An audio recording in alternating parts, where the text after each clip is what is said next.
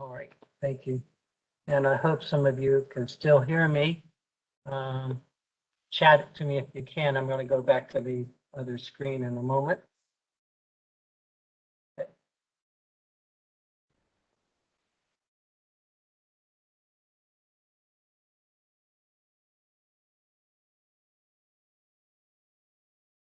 All right. So it's a very big decision. Do you start early or do you start late? There's a lot of things that go into that decision. One would be, how's your health? Do you have really great health? The better your health, and also the longer you want to work, maybe you delay taking your payment. Or if your person says, look, I'm just done working. Remember, you cannot normally start your Social Security until you're age 62. So at age 62, you can start, but you're going to get a reduced payment. If you start later, and as late as you can go is age 70, obviously you'll get more.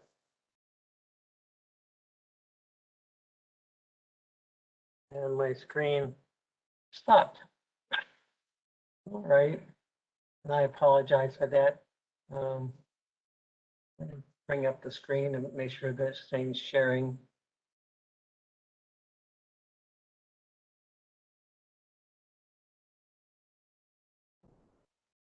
That's too small. I apologize.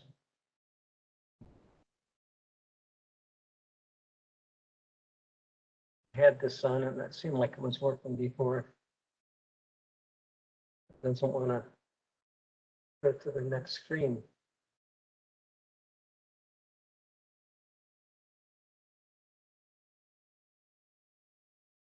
Oh, there we go. So do you wait until you're your full age to take your Social Security, where you'll get a pretty decent payment? It'll be based on your top 35 years of working.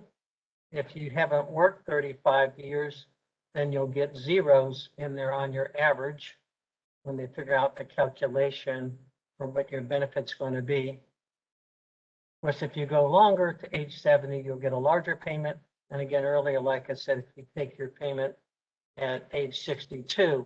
Now, there are a couple exceptions in the rules. You can get it at age 60 if you happen to be a person that survived a spouse. Get a spousal benefit as early as 60, but that is unusual. So again, normally you get your first payments at no sooner than age 62. And then depending on when you want to take it, there's no reason to wait past age 70 because your payment does not go up anymore after that. There is a calculation, the way it's set up, that your calculation is that your payment will go up 8% a year between the ages of 62 through age 70, but after that, your payment will not increase. So starting later, you get a bigger payment. If you start sooner, you're going to have a smaller payment the rest of your life. There are some cost of living, but you're never guaranteed to get that. It depends on what the government deems as cost of living. So again, if you decide this is going to be part of your structure for your retirement income, choosing it will make a difference in when you start. Again, sometimes a person's getting unemployed and maybe they're in their 60s already and they say, do I want to go back to work or I don't? Then you take a look at your payment there, look at your other resources. And we help people with that too. So if you have questions about that further, more than what this presentation is tonight, you can always contact me at area code 937-912-7850. We could talk about it or even do a retirement plan for you at no cost to help you figure that out. Of course, we don't know how long we're going to live. So that's the other thing about Social Security. Once you start your check, it will keep going until you're not here anymore. Unfortunately, if you die sooner, you may not collect as many benefits if you would have started your payments sooner. So there's always that guesstimate. I always tell people your break even is around roughly 79. If you think you'll make it to 79, it pays to delay taking your payment past your full age, maybe wait as long as age 70. Of course, if you're working, one of the challenges you're going to run into is that if you're not at your full age and you're taking your Social Security, the government will claw back part of your payment. Not the year that you're taking it. Within a year or two afterwards, they'll figure out that what you're working, they'll look at how much, and if you make over certain levels, and we'll go into that, the government could take back part of your Social Security by reducing your next payment that you're getting on the next year until you get to full age, and then they'll start giving it back to you, the extra. So you don't really necessarily lose the money. It's just taken back temporarily until you get past your full age. Then they increase for the amount that they clawed back. Of course, you should have other sources of income. Like I said earlier, Social Security was never really designed for you to have it as your sole amount of income. About 30 to 40, 45% was what it was deemed to be.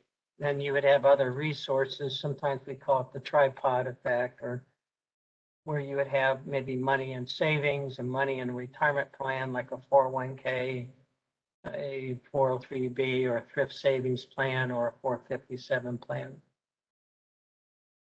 Income taxes are something to consider. When Social Security was first started and originated, it was never supposed to get taxed. But, things change over time. That was in 1937. The bill got passed and started giving out payments in the beginning of 1939, I believe. So they weren't being taxed then, but they are taxed now. And we'll go over the taxation. They're not fully taxed, but depending on how much you make will determine what your taxable responsibility will be of that. So it'll be combined with your other incomes. How will your spouse be affected?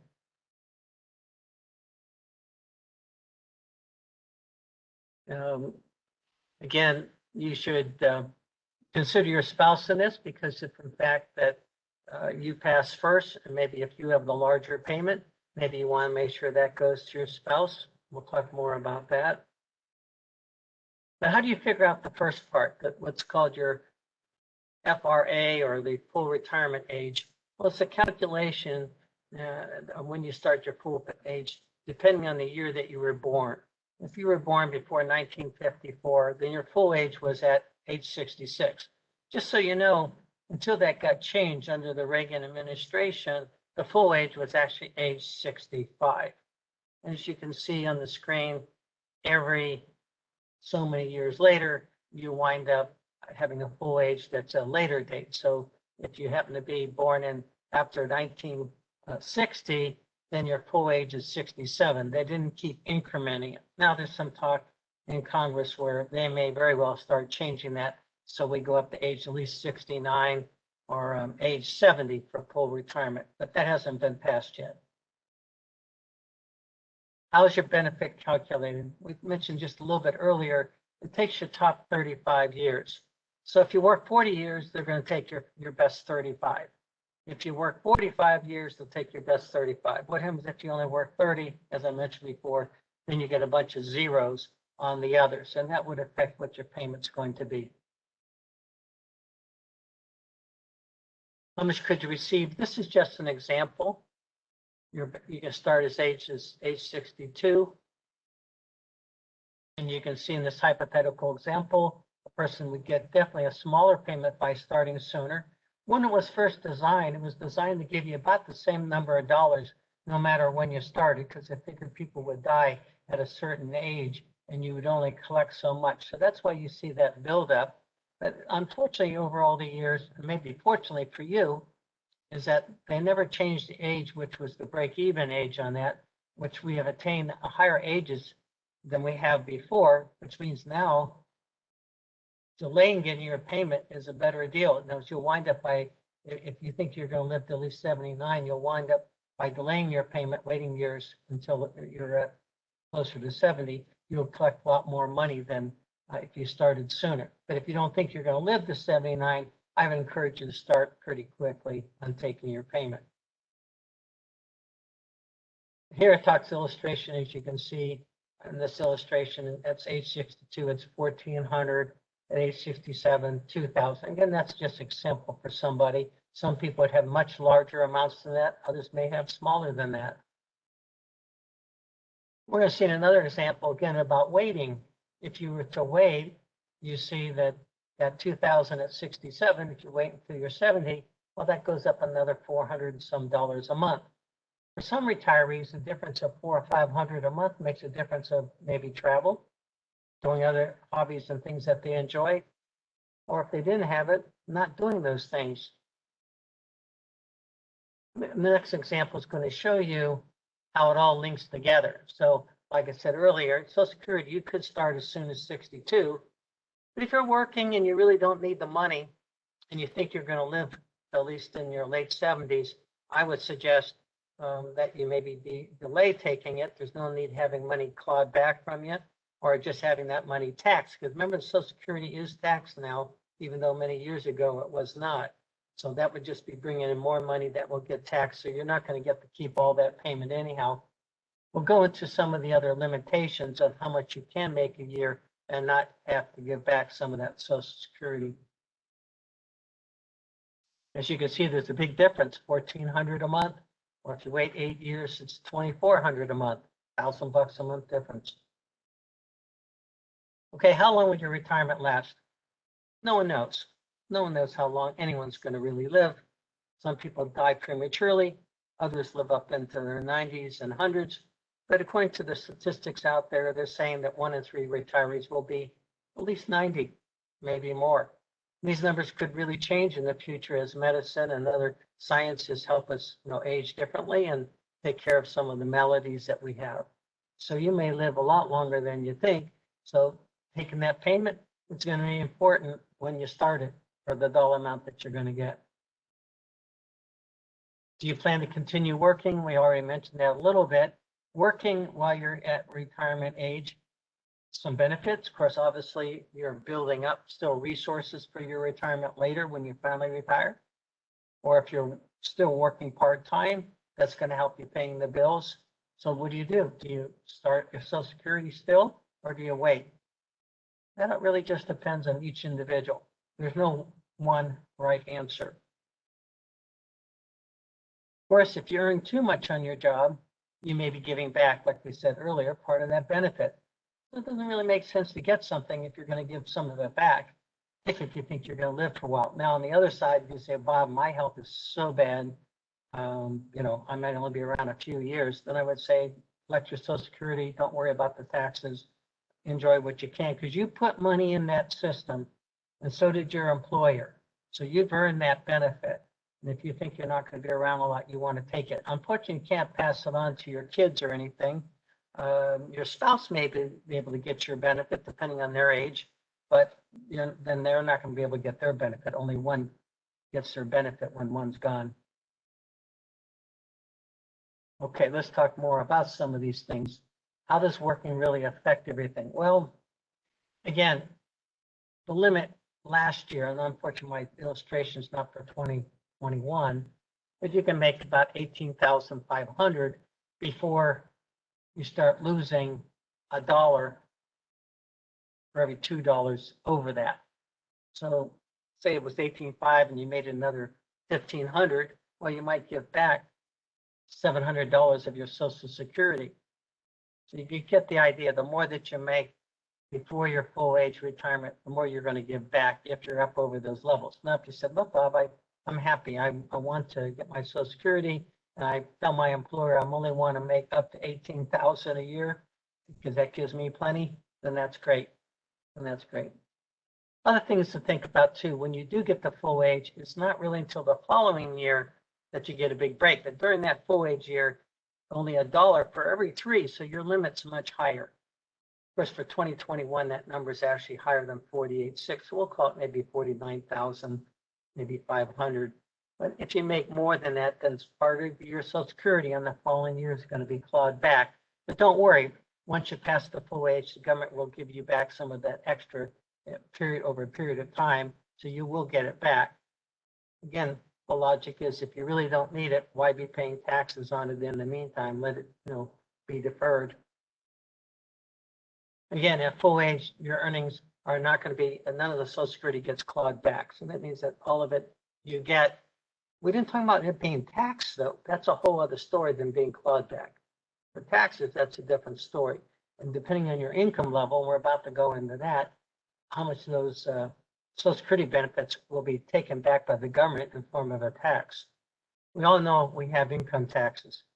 Obviously, the more you make, the more you're paying in income taxes. And when you're in retirement, nothing changes. Your Social Security is figured as a source of income, but they don't tax it fully. For some of the places you're going to get income from in retirement, more than likely will be versus Social Security, your savings, job if you're still working part-time or whatever, and then of course your pension, or maybe taking money from IRAs. And here's some of the levels you need to be concerned about. And of course, these have gone up a little bit in 2021, but the general idea is if you're a single individual and you start making over 25,000 total earnings, not from a job. You could be not having a job, but drawing money out of a 401k or another taxable place. And then part of your Social Security is going to get taxed at the rate, they'll take 50% of the benefit. So if your benefit that year was 20,000, maybe 10,000 of that Social Security is going to be added to your income and taxed. Of course, if you're married and you file it jointly, well, that level is a little higher, but not much. And so if you're both bringing in decent Social Securities and you have some other income there, you're probably going to be paying some taxes on it. This is a way of the government to get back some money from the system for what it thinks are people maybe having more than enough to live on and give it to maybe to the other people who don't. I don't make the rules, so don't get upset at me. How your decision will affect your spouse. Well, we're going to get into strategies. How do you maximize the income for your family? Because if you're married and your spouse has a Social Security benefit and you have a Social Security benefit, well, the two combined is going to be a pretty decent income stream. But then the strategy is, when do you start them up? Do you start them up both at the same time, or do you want to start one up sooner and the other one a little bit later? What is the appropriate combination of claiming ages? Again, this is not really easy because it will depend on the health. Sometimes with a spouse, maybe one of you's got much better health than the other. So maybe you decide to have the one person get theirs turned on sooner, maybe the person with the health not so good. So the other person gets the benefit, or maybe you delay because you think theirs is going to be bigger and it will grow more by not taking it. Remember, there's no benefit to wait past age 70. So it doesn't matter which strategies you're using, you normally want to do all your claiming by the time you reach the age of 70. So let's talk a little bit about benefits. A lot of people don't know this, but if your spouse never worked a day in their life, but they're a U.S. citizen, but you work, they may be entitled for up to 50% of what your check might be, assuming their age is roughly what yours is. They adjust it up and down a little bit. So let's say your benefit was going to be $2,500, and your spouse never worked a day in their life, they may be entitled to half of that. So you're going to get your $2,500, and they're going to get $1,250, give or take, adjusting for their age. And that was set up a long time ago. So this is something that's been in the system. Well, it used to be when Social Security first started, most families had one person that was the breadwinner and one that was staying home helping with the children. Of course, nowadays, lots of times, both the spouses are working, but the rule's still there. You may have one spouse that says, look, my Social Security is not very much for whatever reason, and maybe it's better to take 50% of what the spouse would have. The spouse gets their full amount, so it's an extra income stream and then cost you a dime. Now, if you have, and we'll talk a little bit more about this later, if you happen to have a government pension, state or federal, then there could be some reduction in the benefit that you're going to get. We'll talk a little bit more about that. Remember also, your spouse cannot file off of you if you haven't filed. There's an exception to the rule. There are always exceptions to rules. But basically, usually you have to file first for your spouse to be able to file off your benefit. Survivor benefits, well, it'd be nice to say that, if you're a couple, that you both were gone at the same time, but it doesn't seem to work that way. Survivor benefits means, okay, the person with the larger amount, maybe if they're gone, then their amount can go to their spouse. Of course, the spouse have to give up their Social Security. They're not able to keep two, only one. Again, if There's only one person still left. They only get one check. You don't get two checks. Survivor benefits, as I mentioned at the beginning of the presentation, age 60. Age 60, they can start as early. Now, it is subject to a reduction, just like if you took your Social Security at age 62, it's less than what you would get at a full age. The same thing would be true with this age 60. But that's in cases where maybe the ages between the spouses is significant, and therefore the other spouse is already in retirement with their other spouse, but they're at 60 and not 62, 65, at least they'll get a benefit. Okay, here's some examples about how a couple might handle their Social Security. And you can see on this little diagram, again, these are hypothetical amounts, but it gives you a general idea that if you both started at the same time, maybe per month between the two of you, you'd have a $3,000 benefit.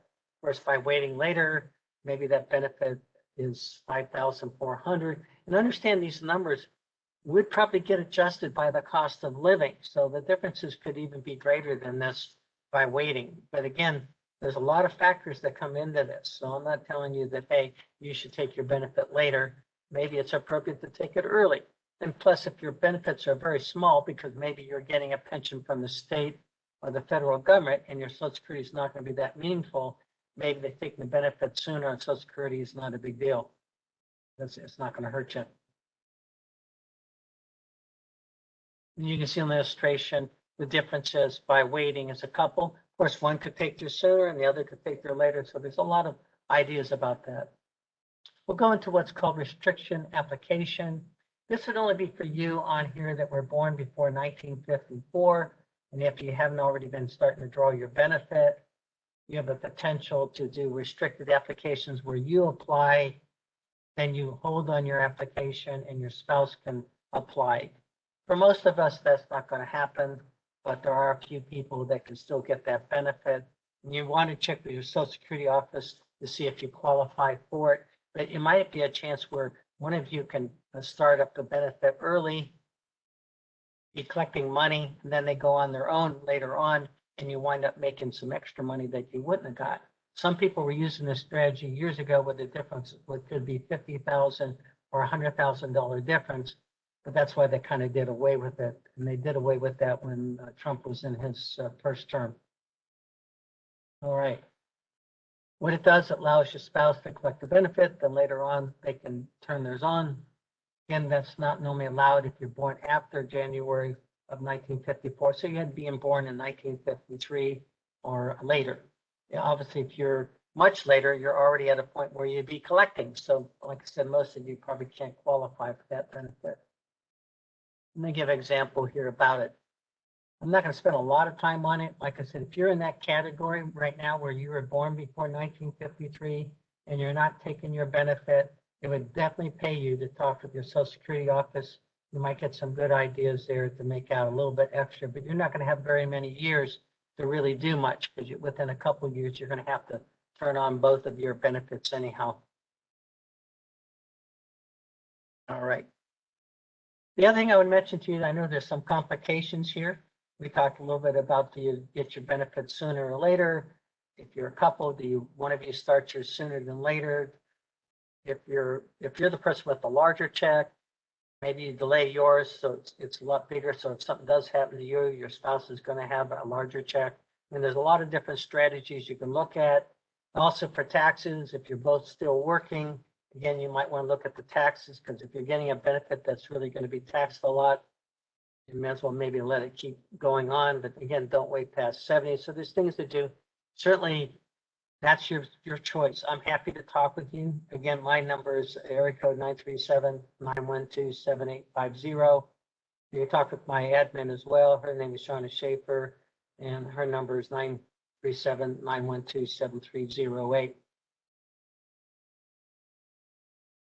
So obviously, if you need the money sooner, start it sooner. And that may help you delay taking money out of other accounts. Some people use this where they say, look, my 401k is growing really fast. Maybe I'll let it keep growing rather than take the money out.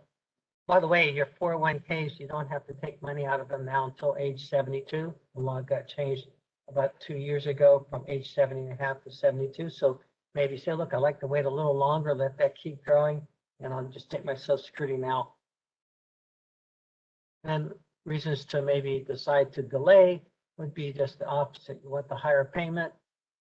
You want to make sure you're maximizing the payment that you might leave for a spouse, or you're planning to work longer and therefore you don't really need the money until later anyhow. Best thing to do, you should always know what your benefits are in Social Security. You should find out if there's any mistakes on your record. So you would want to go to socialsecurity.gov. Make sure it says in front of it on your browser HTTPS, so you know you're going to the right site. And then you can give your Social Security and other information, set up an account if you haven't already, and you can see what your prospective payments are going to be. Also, if you want to set up an appointment with the local Social Security office, there's one down in Middletown, one out in Xenia, and there's one downtown in Dayton. It's best to call before going down there. It may take you a while. Right now, I know the systems, even years ago, it took a while to get through, maybe 45 minutes to an hour. Maybe it's worse now. But once you get through, you set up an appointment. Usually they take the appointments very quickly. So when you go to your Social Security office, you don't usually wait very long for your turn. Of course, it could be different under the COVID conditions right now, but from what I saw years ago, they're usually pretty prompt. That way you can ask some, more serious questions. When you're going to apply to get your first payment, you want to start approximately 2 months before. You actually can apply. So let's say you say, I want to apply when I turn age 67. You would start your first payment. Technically, you tell them you want to start when you're 67, but you will not get your first payment until the following month. It's always delayed by 1 month. So I would recommend that you get that statement. Again, if you'd like to have some help with these decisions, give me a call. Also, I'm over on 3610 Pentagon Boulevard over in Beaver Creek. That was on the very first slide. And I do help people with retirement planning and also helping with investments. My pleasure tonight to go over this presentation with you. By the way, let me back up one slide here. I wanted to tell you that if you apply online by phone, there is only one little thing you have to be aware of. They're going to want you to send in a copy of your birth certificate. They will return it. Sometimes I always feel government, when you're giving them a document, you want to make sure it's secured. If you're meeting in person, you bring your birth certificate with you. They're going to make a copy right then and hand it back. But if you apply online, then you have to send that in. At least that was what the rule was over a year ago. So hopefully that's helpful to you. Again, my name is Bob Scarfo. It was my pleasure to do the presentation tonight. I'm going to see if I can flip back to the other screen so I can see you. And there we go. I don't know if there's some questions for me. Some of you want to, I'll give my phone number again. My phone number is area code 937-912-7850. My email address is also bscarfo, that's B like boy, and Scarfo, SCARFO, @WPCU. That stands for Wright-Patt Credit Union, of course, .coop, an unusual ending, .coop. So it'd be bscarfo @WPCU.coop. Not that we flew over the coop, but sometimes it happens. So anyway, thank you very much for your time today. It was my pleasure. And I'll look forward to talking with some of you again in the future. We have other workshops we do. In those workshops, you can check out the website at Wright-Patt. We're going to start doing them in person. We used to always do them in person, but obviously when the COVID came, it wasn't realistic to do that anymore.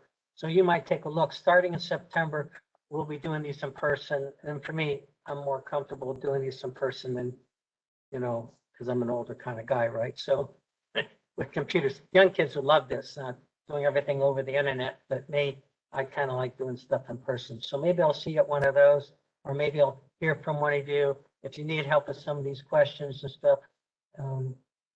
Someone says, can you say more on the effect of other pensions? Well, of course, your pensions, you can start taking money out of a pension, depends on your company. If it's on the actuary table, you can start it at any age.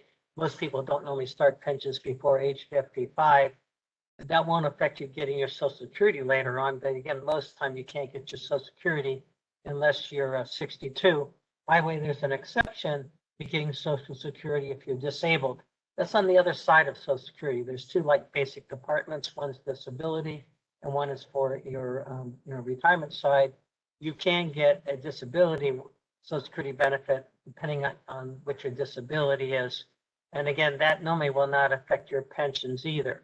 Your 401ks, certainly you can take them out as soon as you reach 55 from your company, if you're taking it directly from them. If you roll it over to an IRA, which some people do, with IRAs, you normally cannot withdraw until age 59 and a half, except there is an exception. Like everything in life, there's always an exception, right? There's an exception based on the T72 rule, which means you can start taking money out of your IRA at any age before 59 and a half, but you have to go for at least 5 years, what we consider substantially equal payments. So let's say that you had a $500,000 401k or whatever, and the payment came out where you could take out $2,500 a month or something like that. You'd have to do that for 5 years until you reach 59 and a half, whatever's the longer of it. So let's say you started this at 57, you can't stop at 59 and a half. You have to keep going with that 5-year rule until you're 62. So more questions like that, certainly you can always give me a call. I'm doing another program in a few months out on retirement income planning, which encompasses Social Security, other streams of income, where you would put this all together. Because that's the kind of work that I do, is help people figure out what the heck they're going to do once they're no longer working. Most people don't want to work until they're, 95 or whatever. So I understand that. So good planning always pays. I always tell people get lots of information before you make your decisions. So you make better decisions when you know what you're doing. It's not a good idea to basically, quit your job and then 6 months later you realize it was a mistake. I always tell people it's good to come in, get a plan. And again, like I said, we do them complimentary, so it's only a cost of your time. But at least you have information in your hand to make this big decision in your life. So because you don't normally get a redo, meaning that if you quit your job, most employers within 6 months or a year are going to have you already replaced. And then you're not going to be able to get maybe at the same pay scale that you're at or the same place that you'd like to work. With those thoughts, I'm going to close it, but thank you so much, and I appreciate your time tonight. Take care of yourselves. Bye-bye.